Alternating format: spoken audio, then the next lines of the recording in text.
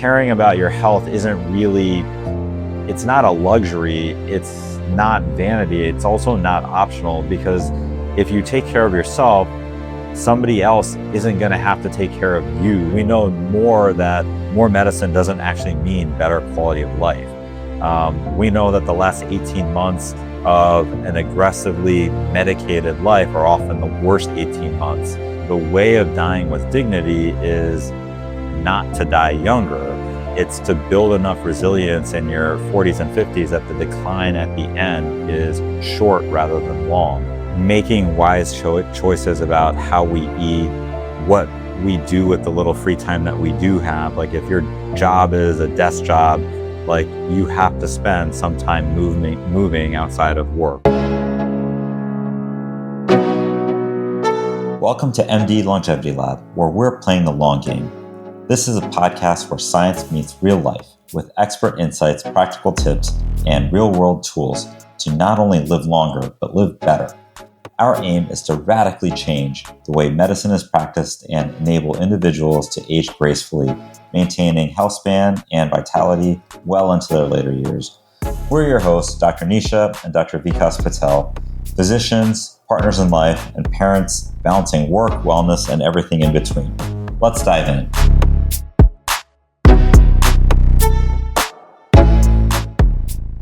Welcome to the MD Longevity Lab podcast, where we're playing the long game. Today, we are making the case that the most generous thing that you can do for the people you love is to take care of yourself first. It is oddly the opposite of what every parenting magazine has told you for 40 years. I want to start with something personal today because I've been thinking about it a lot. I remember being a new physician thinking that we would be treating disease, making new discoveries, curing these cool pathological diagnoses that we read about in our textbooks.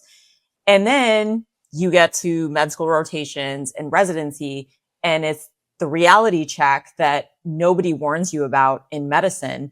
You realize that the bulk of what we do in medicine, it's not heroic cures and discoveries. It's basically damage control in the last decade of someone's life, right? It's diapers, it's nursing homes, it's falls, frailty, decubitus ulcers, which are basically ulcers on your body from not having moved. It's dementia, where the people you're treating are left pretty much carrying the pieces of who you were. And it's awful. I really don't have a softer word for it. It's just completely awful.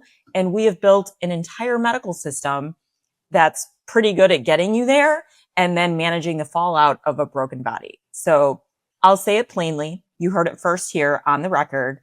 If I ever end up like that in diapers or I don't know who I am, I want you to get me a moderately priced bottle of wine and a Quaalude, and we are calling it a day. You know my wishes. I do know your advance directive wishes. I think you've made them abundantly clear repeatedly. So, usually around the people we just met, and that's not a little awkward.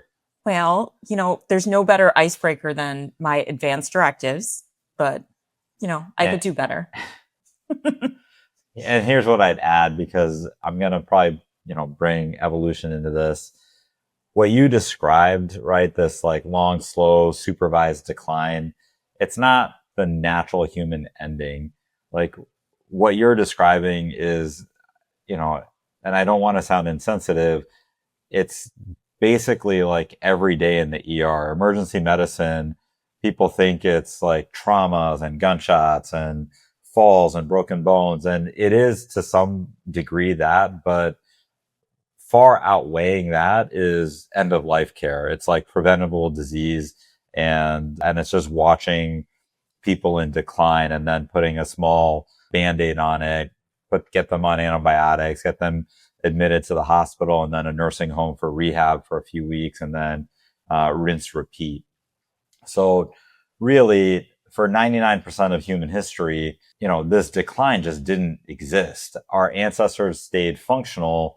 Really, they stayed themselves, and they stayed that way deep into old age. The grandmother in a hunter-gatherer lifespan was contributing. She was doing childcare, food preparation. She was an elder. She had knowledge, right? She knew seasonal fruits and vegetables were, and she stayed an integral part of that society well into her 60s and 70s.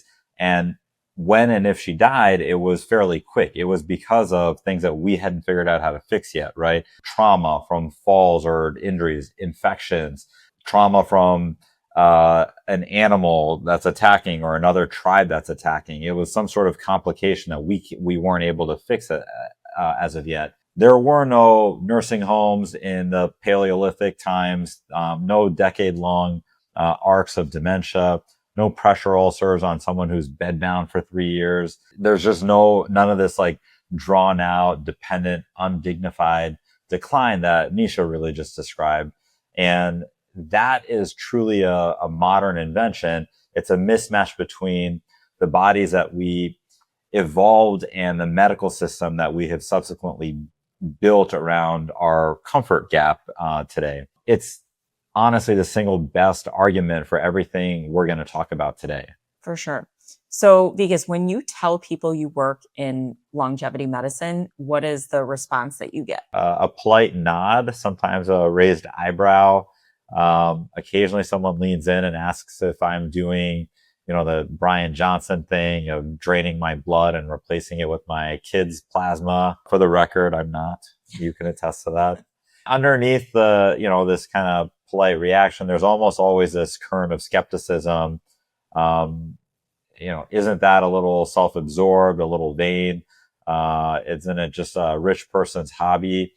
In a word, I think people think that it's selfish, and the longevity space has earned this reputation in part because this is kind of the space that a lot of cultural elites occupy. And there's a bunch of these biohacker bros that are doing things like, these exchange transfusions, kind of like vampires. And they've made the field look like a vanity project. Today's episode is kind of a rebuttal to that, because caring about your health span in midlife is actually one of the most selfless things that you will ever do. And I mean playing the long game by prioritizing core principles that we always talk about, moving, lifting, fueling correctly, sleeping, connecting, and having purpose. Prioritizing those pillars really benefits the people you love the most while also benefiting yourself.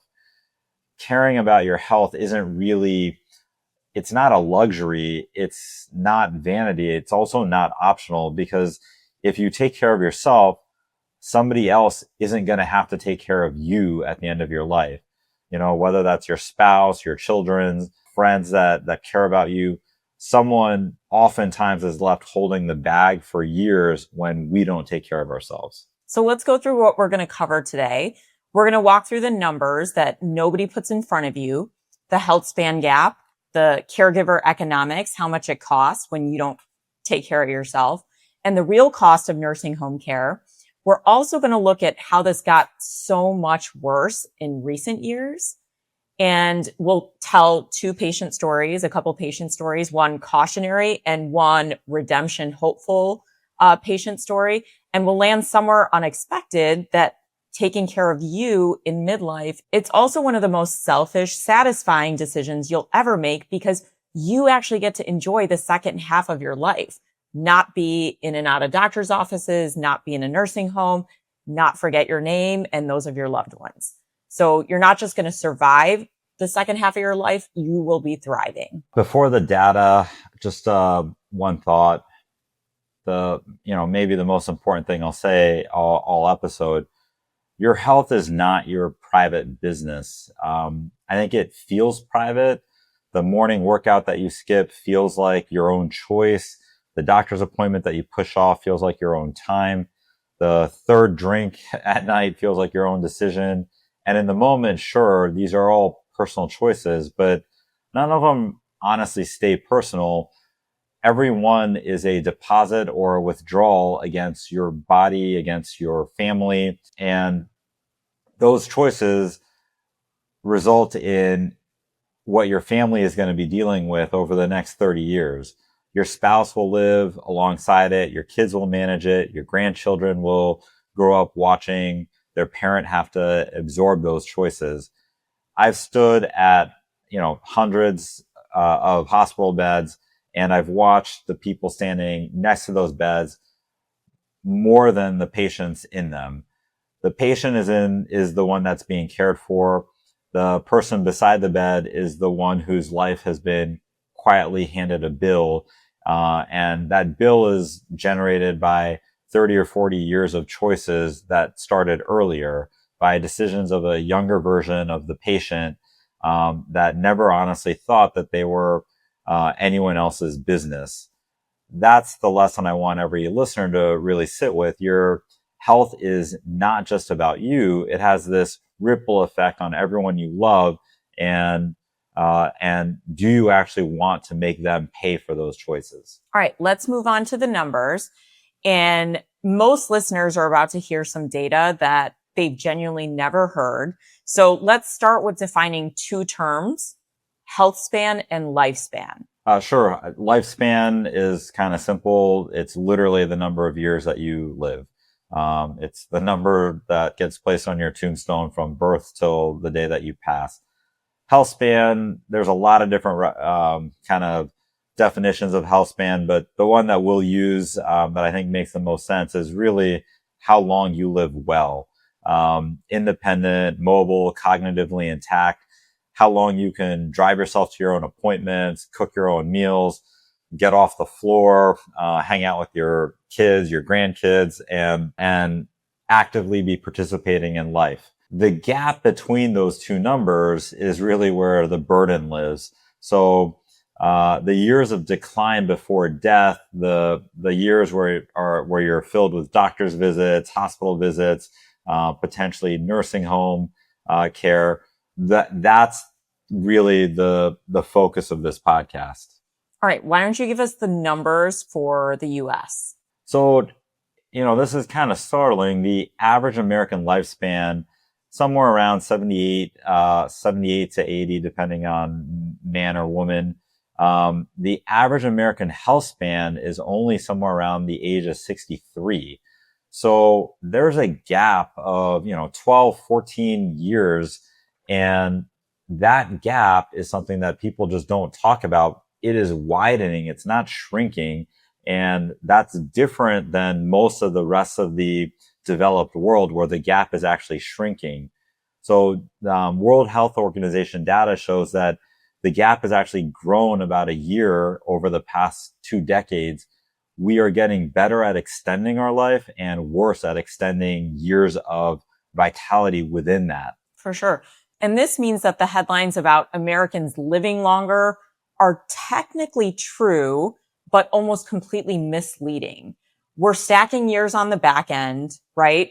The decline end, not the dancing at your grandkid's wedding or being able to travel or function independently. Yeah, 12 years, 14 years of decline. The average American gets to 63 in a functional condition, then spends over a decade just losing independence in slow motion. And that's average. So that's average American. So it's really crazy to think about. And so let's get into that caregiver economics. So 53 million Americans currently provide unpaid care to an aging family member. That's 1 in 6 adults, and it falls disproportionately on women, about 75% of unpaid caregiving hours. So picture the caregiver. It's your wife, your sister, your daughter. Yeah, it's pretty much patriarchy making its appearance yet again. We always get the short end of the stick. Women holding the bag. Yep. The average caregiver provides about 24 hours of care a week. It's basically a part-time job that is unpaid on top of many times their actual job and raising their own kids. The average duration, 4.5 years of giving this, free care. For dementia caregivers, it can be over 6 years. The total annual value of unpaid family caregiving in the U.S. is estimated to be 600 billion. Yeah, that's 600 billion with a B. More than the total that we spend as a country on Medicaid. It's the largest unpaid labor force in the American economy and almost completely invisible. The lifetime cost to an individual caregiver is roughly $300,000 in lost wages, retirement savings, and Social Security contributions. Yeah, so a typical family has an unfunded $300K caregiver liability on their balance sheet, and no one knows it's there. This isn't something people plan for. Right. And this isn't even like to the point where we haven't even gotten into nursing home care. Yeah, so let's get into nursing homes. So, median cost of a private nursing home room in 2024 was about $116,000 a year. Assisted living is about $64,000. Memory care, anywhere from $80 to $130K a year. And Medicare does not cover long-term nursing home stays. Medicaid only kicks in after a family has spent down to the poverty level. So that's $116K a year is coming out of family savings up until they've drained their savings enough to be at the poverty level. Yeah, and about 70% of Americans over 65, the majority of Americans, will need some type of long-term care. And that average stay in a nursing home or independent living, assisted living is 2.5 years. So multiply that. That's roughly $290,000 per stay after the patient's own savings are already gone. Yeah, I mean, this is crazy, right? And caregivers often are the ones who pay a different bill, right? So family caregivers have 23% higher rates of depression, elevated cardiovascular disease, strokes, accelerated cognitive decline. Dementia caregivers have measurably shortened lifespans of their own from the stresses that caregiving places on them. Yeah, geriatric medicine has a name for it. It's that the caregiver then becomes the patient, which is quite sad. That's the actual inheritance of most Americans that they're actually leaving to their families. It's this 12 to 14 years of decline, 300K in lost wages, 300K in nursing home costs, and a real chance the caregiver is the next person in the family who's going to need care. Yeah, and we live in a middle-class suburb, and it's baffling to me that this is just something every single family is going to encounter, but we don't plan for it or anticipate it. Yeah, it's not something that we put in our will, right? Yeah. So now, because I can't help myself, we're going to kind of view this through that evolutionary lens. We touched on this earlier. The 12-year decline is not, in fact, human nature. It's really a recent invention. You love the evolutionary mismatch component. Of course. So as we mentioned earlier, right, over 99.9% of human history, decline was very short. Most adults stayed functional until shortly before their death. The grandmother in a hunter-gatherer community contributed to childcare, food prep, and well into her late life until she died of either a fall or an infection or some type of complication. There was no nursing home care, no decade-long Alzheimer's ARCs, no dialysis for somebody in their 70s. People were just themselves until they were not. Yeah, death used to be, although brutal, pretty quick. So now it's really this like gentle but long death, and those are really different inheritances. Two enormous things happened in the last century. We learned to prevent things that killed people quickly, such as infections, hemorrhage, acute injuries. And then we learned to manage chronic disease without curing it.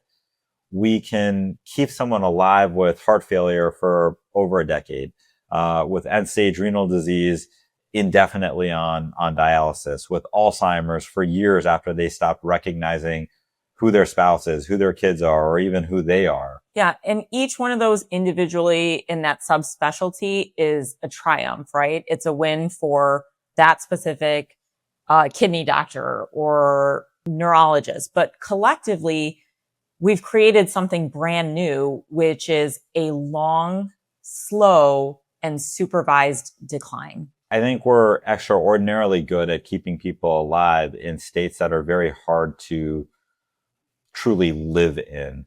Our ancestors had no such capability, and as a result, the quality of their last years was on average higher than ours. And that's really the mismatch. Yep. And that means that the modern challenge isn't about living longer. It's about making sure the years that we've added are years that we'd actually want to live in. And that's what we call longevity medicine. And the burden of those years doesn't fall on the people we love the most. It falls on us. Mm-hmm. All right, Vikas, I want to ask you something that I don't think I've ever asked you on the show. You've spent about 2 decades in emergency medicine. You've seen more dying than almost any specialty other than palliative care and ICU. What did you learn? What have you learned about how people die? Honestly, that's probably the right question. I think when you start medical school, you think that dying is the worst outcome and your whole job is to prevent it. The death of a patient is the failure. And then after 20 years in the ER, you realize that dying is definitely not the worst outcome. The worst outcome is dying slowly, and in small pieces over years, in a body that has honestly like outlived its capacity to enjoy life, but it's still technically alive. I've seen it literally hundreds of times. An 88-year-old who's on a ventilator for 3 weeks prior to the admission was eating dinner with their family, a dialysis patient who hasn't recognized their spouse in 3 years, a post-stroke patient kept alive on a feeding tube because nobody on the family side has had the conversation of whether the patient would actually want to have wanted this. It's more that the family can't let go and the patient has no decision-making capacity anymore. They're not themselves anymore. And I don't think any patient would voluntarily choose this. So no one goes into a hospital stay at 70 or 80 thinking like, oh, it's going to be a slow decline. They think they're bouncing back, right, when they get discharged. They weren't. And I think that's probably one of the most frustrating conversations that I have with patients as well as with family members. This has happened so frequently. Someone will have come to the hospital, spent 10 days in the hospital fighting off an infection. They go home, because the infection is better. Their numbers have all cleared. And then they come back 3 or 4 days later and they say, I have no energy. I can't do anything. And having that conversation with them, like obligatory lab work and everything is done and it confirms what I already know when they walked in. There's nothing wrong with them. They're just deconditioned. They didn't have enough reserve capacity in their body to spend a week or 10 days in the hospital, and they lost something that they're never going to get back, because if that's what's happening to them and they're 75 or 65, like they don't have the willpower to go back and train hard enough to gain back the cardiorespiratory reserve that 10 days in the hospital robbed them of. And now this is just going to be a circling of the drain over the next year or two where the same scenario recurs over and over again. So I think this trajectory is not what anybody asks for. And years earlier, if someone had really asked them what they want, like no one would choose this. The medical system doesn't really have a way to prophylax against this. It's not what we've been trained to do. There's a famous essay in 2011 by a physician named Ken Murray, How Doctors Die. And Murray points out that when doctors themselves get a terminal diagnosis, they overwhelmingly choose less aggressive intervention than the average person, because we've seen what the alternative is. We know more about medicine, and we know more that more medicine doesn't actually mean better quality of life. We know that the last 18 months of an aggressively medicated life are often the worst 18 months. And given the choice, when it's us on the table, we just say no. Yeah. Most doctors, if you talk to them, we don't want to die the way most of our patients die. We want to die with dignity, not in pieces. And we don't want to spend the last decade of our life in waiting rooms, ERs, nursing homes. And this is where I say maybe by then we can afford more than a moderately priced bottle of wine, like a Camus or something. Excellent. Excellent. Yeah, I'll say something that sounds flippant, but it's exactly what I mean. The shorthand I use is kill me before I'm in a rascal scooter or wearing diapers. And maybe I've earned that Camus in Quaalude. Yeah, I think this is kind of the most accurate distillation of physician end of life planning that I've heard, right? We would choose something different for ourselves. Yeah. And we would choose something different because we've witnessed the alternative and we don't want any part of it. And the line that nobody really teaches people, the way of dying with dignity is not to die younger. It's to build enough resilience in your 40s and 50s that the decline at the end is short rather than long. Compress the bad years as much as possible, stay yourself as long as possible, and then go peacefully. And now we have the technology to understand how we compress those decline years. We know, right? It's VO2 max, preserving your lean muscle mass. We have the technology to test and track. And that's work that you're doing in your 40s and 50s. It's not work that you're putting in your 70s. Yeah, it's not that in your 70s it can't be done. It's just that you have so little runway left that the amount of effort it would take to really enhance the quality of your life if you're starting that journey at age 70, it's an amount of work that most people are not capable of putting in. I applaud anybody who makes a decision and says, I'm going to do it now. But it's just like starting to save in your retirement account at 70. Like, how much can compound growth can you achieve at 70? Not nearly as much as you can if you started at 40. All right, let's move into the next segment where we're zooming out and looking at the macro picture. Let's describe the picture of what this looks like at the household level. It usually starts small, right? So let's say your mom who's in her 60s, she's recovering from a fall. Dad's blood pressure isn't really controlled. There's a hospitalization. Someone has influenza. Then there's a discharge with 6 new medications and a list of follow-ups and instructions to the doctor that call if anything changes. Discharge instructions in this country are written for a phantom adult child with a medical degree and no other obligations. Yeah. So the adult kid starts coordinating appointments, pharmacy, insurance calls, taking time off of work, then cutting back on work because she has to scale back to possibly take care of her parents. And then she leaves her job entirely.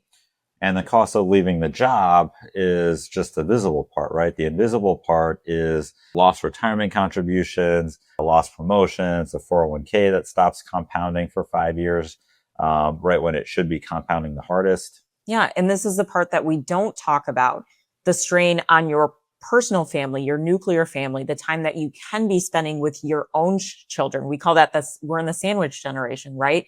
Taking care of aging parents and having to take care of our children too. And not to mention the marriage strain. Caregiver disputes are the leading cause of midlife divorce. The sibling fights that stem from who's doing more, who's paying for it, who's hiding behind work, and who's too selfish to chip in. So we've watched really good families and good people fracture during their aging parents' decline. And then the grandchildren grow up watching their parents exhausted, absorbing a lesson about what aging looks like that will shape how they think about their own future. Yep. And then the caregiver, midlife, their own health collapses. They've stopped exercising, they are not sleeping properly, and they stop seeing their own doctor, neglecting their own health and well-being. They're running on high cortisol levels and caffeine. convenience food, 5 days a week. And now there are 2 patients in the family. This is, that inheritance that no one really talks about. The financial inheritance is a will. The actual inheritance is whether your daughter spends her 40s and 50s building her own life or managing your life. Yeah. And caregiver burnout is not a side effect of aging. It is the predictable mathematical outcome of a generation that did not invest in their own health span. They're being cared for by a generation that has no choice. And it's not their fault, right? People in their 70s and 80s, we did not have this technology of testing for VO2 max, getting a full body DEXA scan every year, and being able to create those trajectories and predict, what your health span is going to be. But for those of you listening that are in your 30s, 40s, and 50s, you have no excuse. The technology's out there. Yeah. And this isn't even, I want to say this isn't about even if cost is an issue, right? Making wise choices about how we eat, what we do with the little free time that we do have. Like if your job is a desk job, you have to spend some time moving outside of work, right? So this isn't just about can I get the diagnostic workup done? Yes, it's great if you can, but it's not 100% necessary. The main pillars that we talk about don't require you to have every single data point. They require you to pay attention to the things that you can do and should be doing to really make sure that inheritance you're leaving your family is a good one. So why don't we talk about a couple patient stories here? Yeah. Tell us about Robert. Sure. Names have changed in the story, but everything else is pretty real here. Robert was 72 when the story begins. Smoked for 40 years before quitting in his early 60s. Pretty much sedentary his whole life. Did not really see a primary care doctor for 2 decades because, in his own words, he doesn't get sick. Yeah. Famous last words. So Robert had his first stroke at 68. He survived, but lost the use of his left side. After rehab, he was able to get around on a good day with a walker, but needed help getting out of bed on a bad one. He required help with his basic activities of daily living, bathing, dressing himself, meals. And for the 4 years after his stroke and until his death, he was dependent on this care. His daughter was a successful executive in her late 40s. She also had 2 teenagers of her own. She and her husband moved Robert into their home about 6 months after his stroke. She reduced her hours and then had to reduce even more. She had to leave her job entirely. And, the official reason was to spend time with her family. The real reason was that she had become a full-time caregiver. Yeah. And this is a pretty familiar story, I think, for many. What happened to her specific family during that time? Yeah. So her marriage really struggled. They didn't divorce, but those 4 years left a real permanent mark. Her teenagers went through high school watching their mom run on, a lot of caffeine and grief and just strain. Within 18 months of Robert's death, his daughter, who was, healthy 48-year-old, was diagnosed with hypertension and metabolic syndrome. Combination of blood pressure, diabetes, and high cholesterol. The increased cortisol, the lost sleep, the abandoned exercise, the poor diet, it all kind of coalesced into this unfavorable diagnosis. Yeah. The caregiver became the next patient. Word for word. And here's, what I think is important here. Robert never made a single decision in his 50s thinking, this is going to harm my daughter. But that's exactly what his decisions did. The inheritance that he left was definitely not financial. It was 4 years of his daughter's life and the early stages of disease in her own body. Yeah. And this was a 30-year debt that came due on someone else's balance sheet, his daughter. All right, let's move on to, that was kind of a grim story. We're going to move on to Linda, because I love that name, Linda. And this Listen, is, Linda. listen, Linda, this is the redemption story. Tell us about Linda. Great. So Linda was 54 when she first came to us. 3 teenagers at home. Honestly, kind of healthy on the surface level. Her own mother had a long, drawn-out decline from heart failure and diabetes.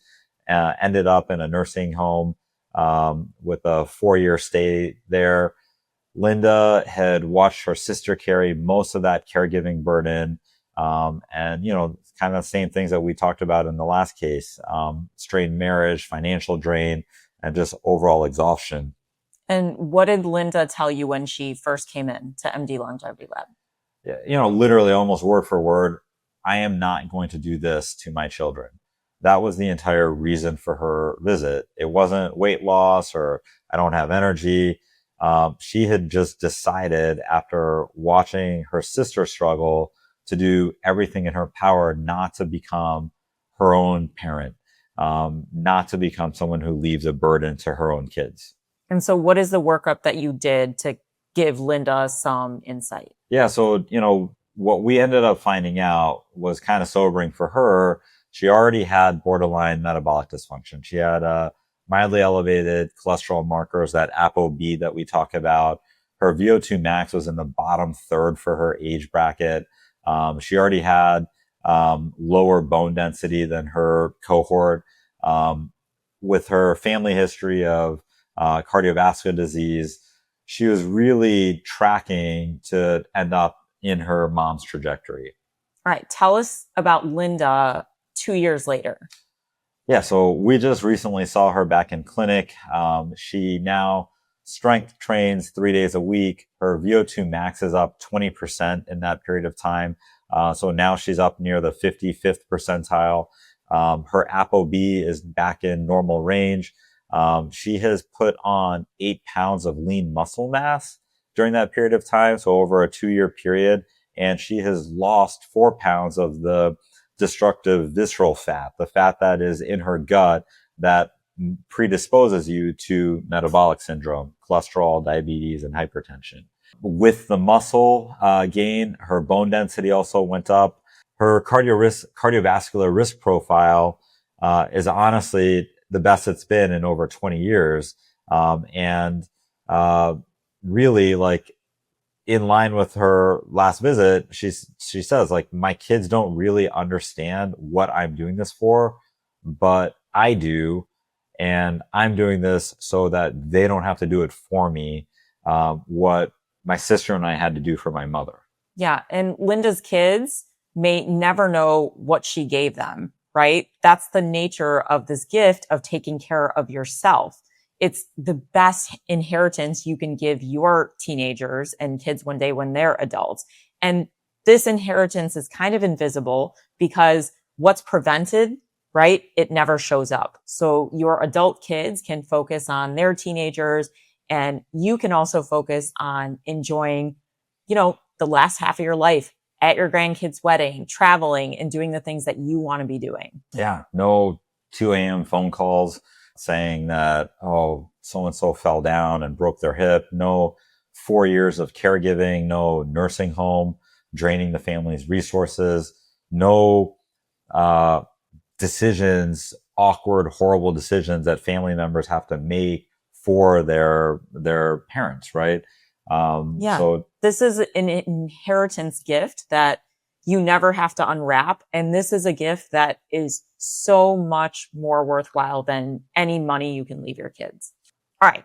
So let's reframe this, because this is a part that listeners need to hear in their bones. Self-care has been marketed to us for so long as a luxury.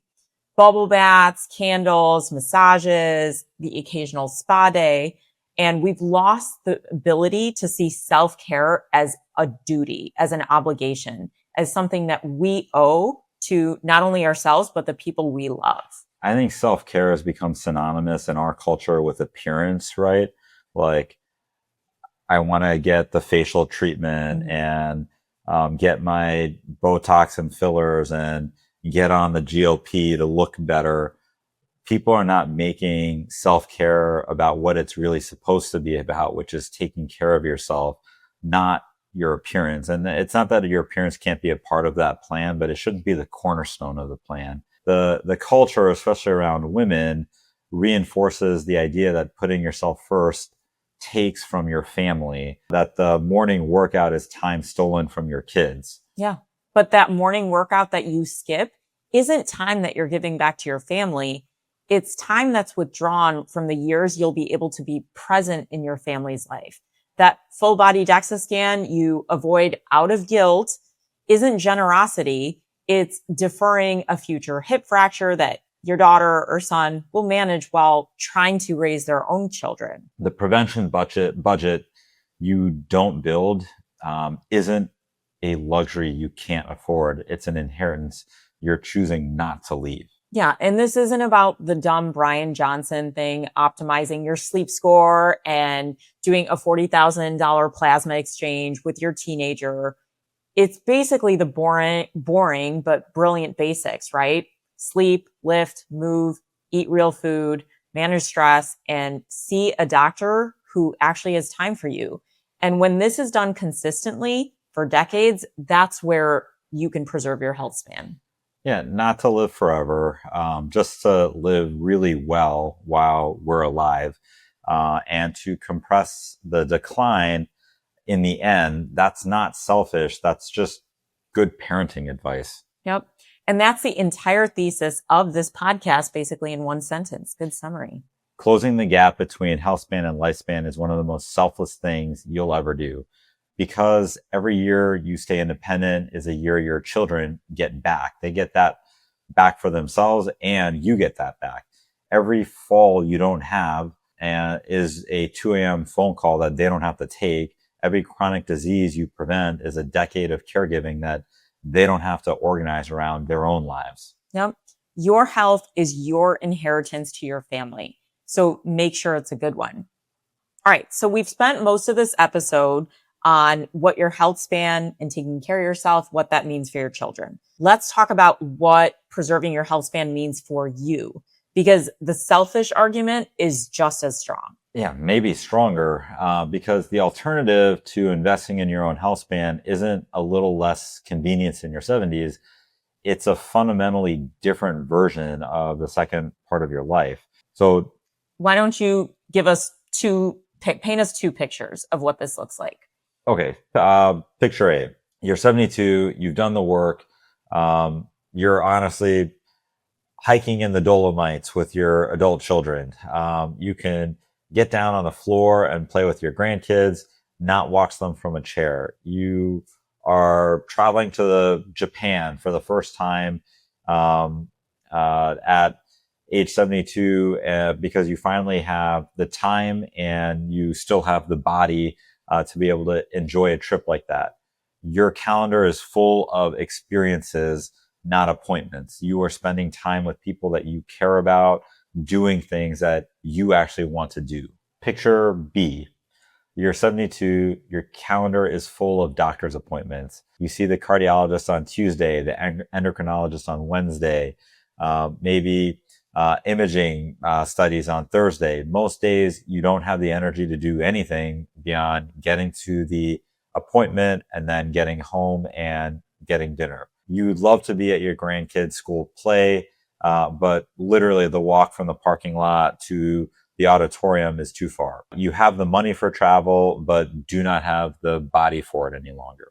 Yep. And the cruelest part of picture B is most people in picture B don't realize how much they've given up, because they gave it up gradually. This didn't happen overnight.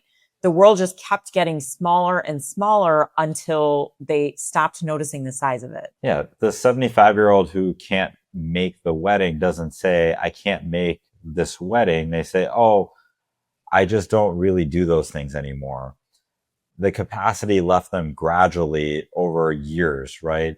And the awareness that they've lost it never really quite arrived. It's not like they went from being fully functional when they were 71 to at 72, they made the active decision, I'm not going to the wedding. it's all in these small things that happened over a long period of time, where at first it was, I got to use my arms to get up out of a chair, right? Then it's, oh, I always have this lower extremity swelling, and because of this swelling, I can't walk as fast. And then it's like, oh, now the swelling is causing ulcers on my legs, and I don't want to be out in public with always wearing bandages on my legs. Then it's, I don't move at all, and I've lost the ability to move. So I can't actually make it from the parking lot to the auditorium. Yep. And picture B is not a hypothetical. It's literally the statistical default of an American 72-year-old. You said the average health span for an American is 63 years old. That's when the average American starts declining. So picture A is the outlier, but that's really what we all envision ourselves being, but it's not the reality of most of us. We have to be intentional about what we're investing in ourselves. Yeah, picture A is not like some sort of genetic lottery ticket. It's honestly an outcome of a well-balanced portfolio. The people who got there because of wise decisions that they had made much earlier in life, in their 30s, 40s, and 50s. So it's not like they just won the genetic lottery. Like, winning the genetic lottery is that there's longevity in my family. But what does that longevity actually look like? Does it look like a decade and a half of decline where, yes, you made it to 90, but from 75 until 90, you were suffering the whole time? Yeah. And part of it is, we've talked about this with my health diagnoses. I never want to be a burden on you and the kids. So when I take good care of my own health, as a byproduct, I am doing it for you, myself, obviously, and our children. So it's one of the most selfless things that you can do, which is take care of yourself, so your loved ones don't have to take care of you. That's right. Kill me before I'm using a rascal to get around. Oh my gosh. We've never been to Disney in the US. We did Universal, and the number of people on middle-aged people on rascals. It's quite a lot. Oh man. Yeah.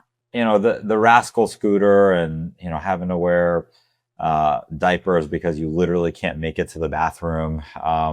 It's not like this is something inevitable. These are just predictable ends to a neglected life.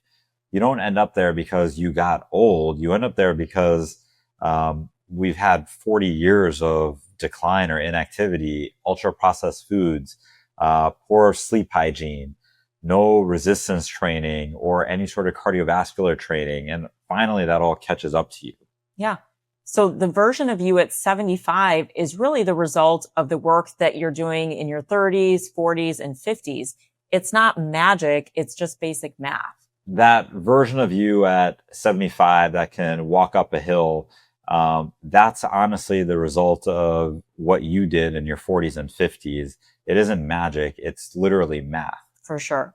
And here's a beautiful part. The same work that closes that gap for your kids is the same work that gives you the second half of your life that you actually want, right? The lifting that you're doing, the walking, the real food that you're eating, the sleep that you're prioritizing. It is mechanically the same work that is required. You get the gift, they get the gift, the math compounds in both directions. Yep. It's the rare situation in human life where the selfless and the selfish answer are the same exact answer. All right. Let's move into the 5 things that you can do starting this week, and none of it requires an act of Congress. All right. Number 1, reframe the conversation in your own head. Self-care is not selfish. It's a gift to the people who depend on you and to your future self. The next time the guilt comes up, notice it, name it, and keep going. Number 2, get your foundational longevity testing done. Your full body DEXA scan, your VO2 max level, your lipid panel with your ApoB, fasting insulin. You can't give your family or yourself a healthy future if you don't know what you're working with. A lot of patients fear getting their baseline testing, but the beauty of longevity testing, every single metric is modifiable. So the earlier we get a baseline, the better. We have 40-year-olds that have completely shifted their trajectory in 2 years, right? Initially, their trajectory was, being on the average, right? With life expectancy at 77, health span at 63. And then all of a sudden they've shifted the trajectory of their life. I think people get scared of like, well, if I test and I find out that my numbers are bad, now I have to do something about it. And they're not mentally there to acknowledge that. The reality, honestly, is that most of those people already know that they're not healthy in some way. They just don't want to be staring at the numbers, telling them that they're unhealthy and they need to make a change. We know, we just discuss what the result of that is. And so the idea isn't that you have to like completely change everything about your life in 1 week or overnight. The idea is that if you honestly find that you're only walking 2,500 steps a day, the initial goal is to average 3,000 steps a day, right? Like it's this incremental process. And as long as you've started the discussion with yourself on what you have to do, you will keep making gain over time. It's not really about how fast you make the biggest gain. It's just about starting the process. So number 3 is having that conversation with someone you care about, right? Oftentimes it's our spouse. Talk about what each of you is going to invest in. Make it a shared family priority, not this private guilty pleasure. In our house, this is a line item that we always talk about. It's basically the same as, our 529 plan to save for college, for the kids. Yeah. Like if you want to work out, we divide and conquer. I'm on kid duty and vice versa. So we know that we have to prioritize those things if we want to build the life that we're envisioning. All right. Number 4, talk to your kids about aging. Let them see you exercising, eating well, turning down that third cocktail. Model for your kids what you want them to be in your 40s or in their 40s and 50s, because they are watching you. Yeah. There's plenty of data about raising children and what actually works. So obviously talking to our kids does play a role, but their passive learning, what they learn by watching us and the way that we actually live, is actually more important than the words that come out of our mouth in a lecture. And so if they see you making healthy, good decisions time and time again, they can't help to subconsciously imprint that on their own central nervous system. All right. 5, make prevention basically a non-negotiable budget. $1,000 to $3,000 a year on testing and a real physician relationship.